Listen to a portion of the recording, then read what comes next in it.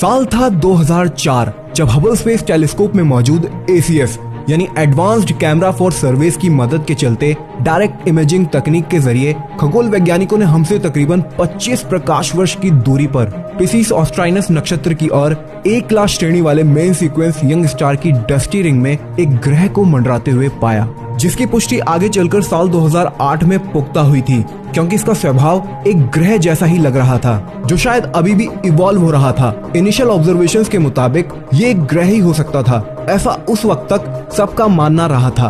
पर हाल ही में हबल द्वारा इस तारामंडल की ओर की गई ऑब्जर्वेशंस पर जब नजर डाली गई तो पता ये चला कि साल 2014 तक ये ग्रह पूरी तरह से गायब हो चुका था। पर ऐसा कैसे हो सकता था? एक पूरा ग्रह 10 सालों के दौरान अचानक से ऐसे कैसे गायब हो गया, यही जानेंगे आज के इस एपिसोड में। तो हेलो गाइस, मैं हूं पंकज और स्वागत है आपका एक और नए फ्रेश और मिस्टीरियस एपिसोड में।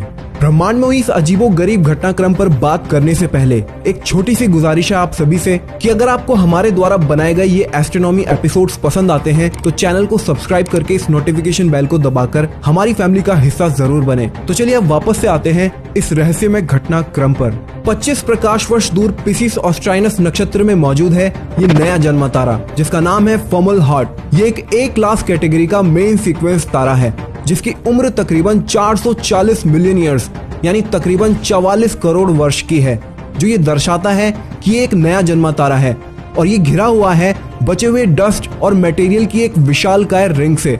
इस रिंग का दायरा सूर्य के इर्द गिर्द चक्कर लगाती पृथ्वी की ऑर्बिट से भी कहीं ज्यादा बड़ा है।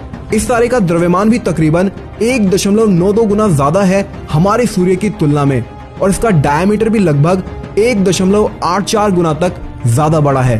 तो वहीं इस तारे का सरफेस टेम्परेचर भी लगभग 8320 डिग्री सेल्सियस तक है और हमारे सूर्य की तुलना में ये 16.6 गुना ज्यादा चमकीला तारा है, जिसका मतलब होता है कि ये हमारी पृथ्वी से न सिर्फ नग्न आंखों से विजिबल है बल्कि धरती से देखे जाने वाले सबसे चमकीले तारों में से भी एक है। इस तारे को ज्यादा अच्छे से धरती पर साउदर्न हेमिस्फीयर से देखा जा सकता है, तो वहीं पृथ्वी के नॉर्दर्न हेमिस्फीयर से भी साल के कुछ महीनों के उपरांत ये दिख जाता है। साल 2008 में जब खगोल वैज्ञानिकों ने इस तारे के इर्द गिर्द इसकी डस्टी रिंग में एक ग्रह होने की पुष्टि की, जिसकी इमेजेस को हबल द्वारा साल 2004 में लिया गया था, तो ये उस वक्त तक वैज्ञानिकों को उनकी बड़ी कामयाबी जैसा लग रहा था। होता भी क्यों नहीं, उस वक्त तक ये डायरेक्ट इमेजिंग तकनीक द्वारा नजर में आया पहला ग्रह जो था। आमतौर पर ग्रहों को तलाशने के लिए ज्यादातर रेडियल वेलोसिटी और ट्रांजिट फोटोमेट्री मेथड का इस्तेमाल किया जाता है, जिसमें रेडियल वेलोसिटी में तारे पर पड़ते संभावित ग्रह के गुरुत्वाकर्षण को ध्यान में रखकर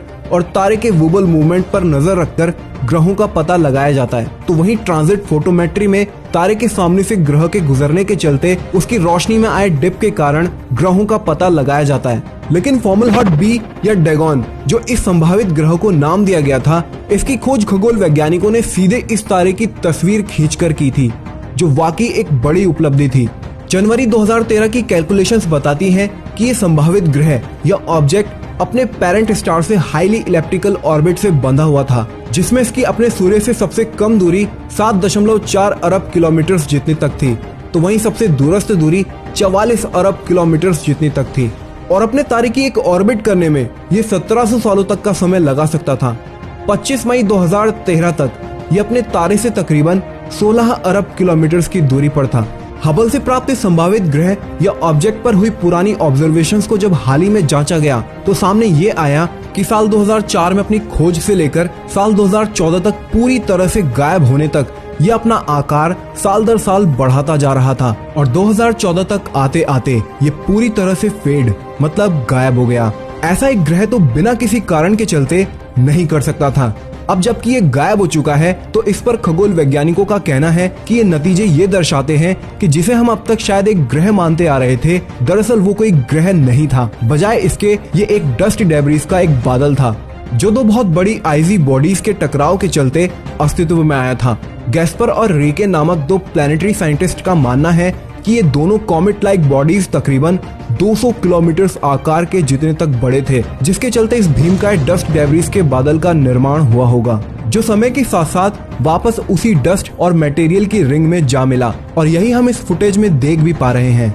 आंद्रेस गैस्पर का मानना है इन तरह के टकरावों को देखने का साक्षी बन पाना बेहद दुर्लभ है और साल 2004 में हम सही समय पर सही जगह पर थे, जिसके चलते हबल स्पेस टेलीस्कोप ने हमें ऐसी दुर्लभ घटना का साक्षी बनाया। इस घटना को लेकर वैज्ञानिकों का मानना है कि 25 प्रकाश वर्ष दूर घटित हुई यह घटना 2 लाख सालों में एक आधी बार ही देखने को मिलती है। तो इस तरह जो ऑब्जेक्ट 10 सालों तक एक ग्रह माना जाता रहा था, आज वो अपनी पहचान खुद के गायब होने के साथ ही खो चुका है। गैस्पर और रिके और इनके टीम मेंबर्स का कहना है कि हम फमलहॉट तारामंडल को जेम्स वेब स्पेस टेलीस्कोप के लॉन्च के साथ ही इसके पहले साल के साइंटिफिक ऑपरेशंस में एक बार फिर से ऑब्जर्व करेंगे।